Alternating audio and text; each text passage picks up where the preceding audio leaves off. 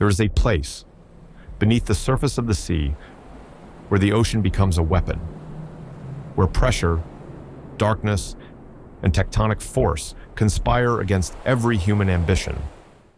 300 meters below the Strait of Gibraltar, and engineers are gambling everything. 2 megaprojects, one in Scandinavia, one connecting Europe to Africa, both pushing past the boundary physicists call the Cameronal threshold. Both, in March 2026, facing delays that no one in the industry wants to talk about. Tonight, we go inside the physics of failure.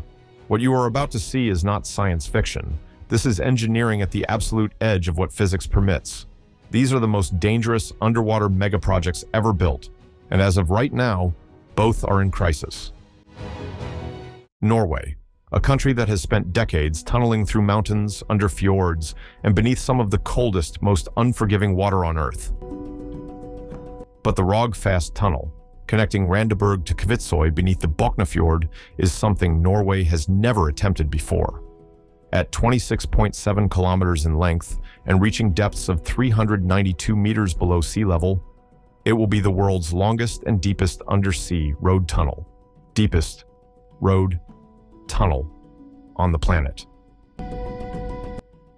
At 392 meters below sea level, the water pressure acting on every square centimeter of tunnel structure is approximately 40 atmospheres. Let that register for a moment. 40 times the pressure you feel standing at sea level. Every square meter of tunnel lining is enduring the equivalent of 4 million newtons of hydrostatic force. That is the weight of 400 tons pressing inward on every single meter of concrete. And it never, ever stops. Before we go deeper, and trust me, we are going much deeper. If you find this kind of extreme engineering as fascinating as I do, hit that subscribe button for next build right now. Most of the people watching this video aren't subscribed yet, and every week we go inside the projects, the physics, and the failures that the mainstream media never covers. Subscribe, let's continue. Here is where Rogfast enters territory that keeps structural engineers awake at night. Vortex-induced vibrations, VIV. In deep, fast-moving tidal channels, water current doesn't just flow past the structure. It sheds vortices, spinning columns of turbulent water, alternately on each side of the tunnel. These vortices create oscillating pressure differentials. They make the structure vibrate. At resonant frequency, the frequency that matches the structure's own natural oscillation, those vibrations compound, they amplify, and in a tunnel at 40 atmospheres, the consequences are not theoretical.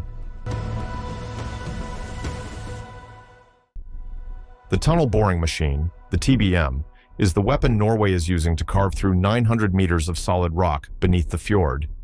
But at these depths, the TBM's pressure seals are not just mechanical components. They are the only thing standing between 40 atmospheres of hydrostatic pressure and catastrophic inundation. The primary seal system on a deepwater TBM uses multi-stage labyrinth compression rings rated to 60 bar, a 50% safety margin above operational pressure. The secondary seal, bentonite slurry injection, a clay-based barrier pumped continuously at counter-pressure to fill any microfracture before it becomes a crack, and any crack before it becomes a flood. The Strait of Gibraltar, 14 kilometers of water, connecting Europe to Africa. For decades, engineers have dreamed of a fixed link, a tunnel beneath the strait that would change the economic geography of 2 continents. Spain and Morocco signed the foundational agreement in 1979, and in March 2026, engineers are still, cautiously, working through reconnaissance galleries. Because the Strait of Gibraltar is not just deep, it is geologically alive, the Cameronal Sill. This underwater ridge, sitting at approximately 290 meters depth, is the geological heartbeat of the Mediterranean. It controls the massive internal wave system, waves not on the surface, but moving through the water column at depth, that pulse through the strait twice daily. These internal waves reach amplitudes of 100 meters.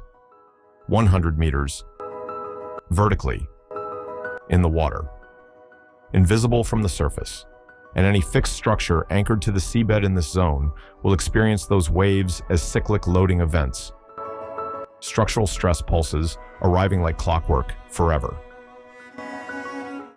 But pressure and internal waves are only part of the problem. The Strait of Gibraltar sits on the boundary, the active boundary, between the Eurasian plate and the African plate. The Azores-Gibraltar transform fault runs directly through the region. This is not a dormant zone. The 1755 Lisbon earthquake, one of the most destructive in recorded European history, originated on a fault structure connected to this system. Modern seismic monitoring records microseismic events in the Strait region routinely. Building a permanent, fixed concrete and steel structure across an active plate boundary is an engineering problem that has no clean solution, only managed risk. So, what is actually happening right now in March 2026? The current phase of the Gibraltar project involves reconnaissance galleries, exploratory bore tunnels, drilled not for the final structure, but to gather geological data from inside the rock formation itself. And those galleries have hit a problem. Ground truth geological surveys conducted in Q1 2026 have revealed unexpected shear zones, fracture planes in the rock, in the Spanish side approach beneath Punta Paloma. These shear zones intersect with a previously unmodeled aquifer system. Water is moving through rock that was supposed to be solid.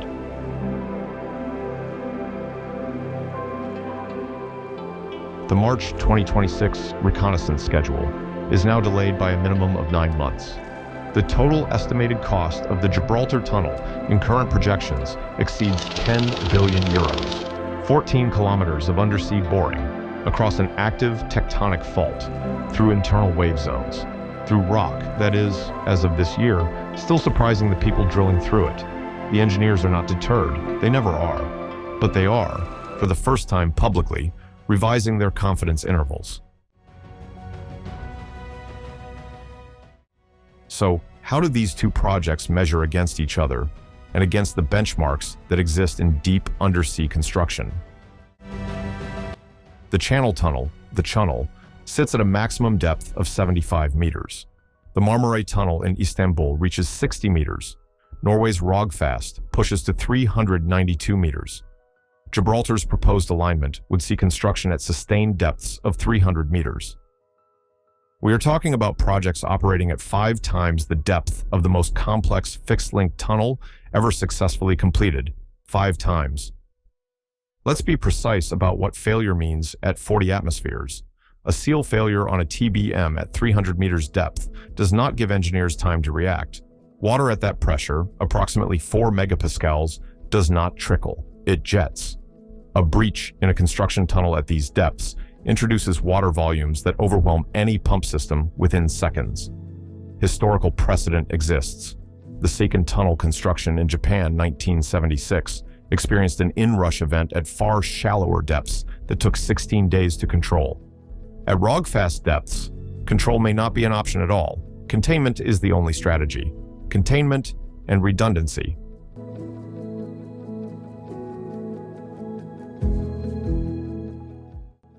And yet, the engineers keep drilling, because the alternative is to accept that these crossings cannot be built, and that is not acceptable.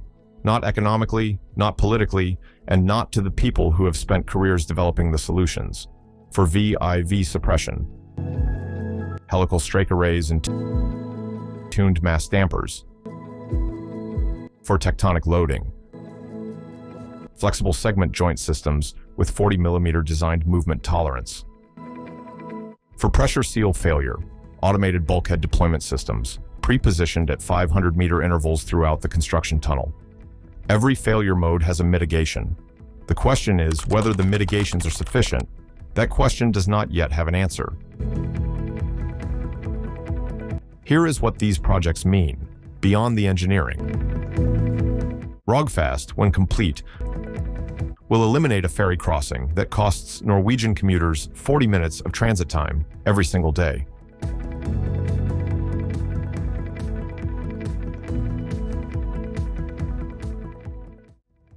The Gibraltar Tunnel would create the first fixed land connection between the European and African continents, transforming trade routes, migration patterns, and the economic relationship between two of the world's most complex geopolitical regions.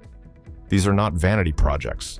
These are infrastructure bets, placed against the laws of physics, by societies that believe engineering can solve what nature intended to be unsolvable. But let's be honest about where we stand. In March 2026, Rogfast's primary TBM drive is progressing, but acoustic emission monitoring on the deepest section recorded anomalous signals in February 2026, signals consistent with early-stage microcracking in the concrete lining segments. The project team has responded with increased inspection frequency. No structural failure has occurred, but the signals are there.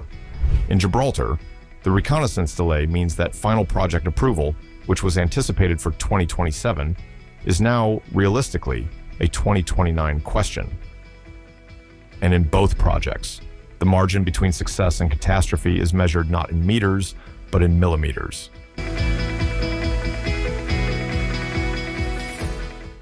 There is a particular kind of courage required to drill a hole through the living rock of an active tectonic boundary under 40 atmospheres of ocean pressure, knowing that every meter forward is a meter where the physics of failure are working against you.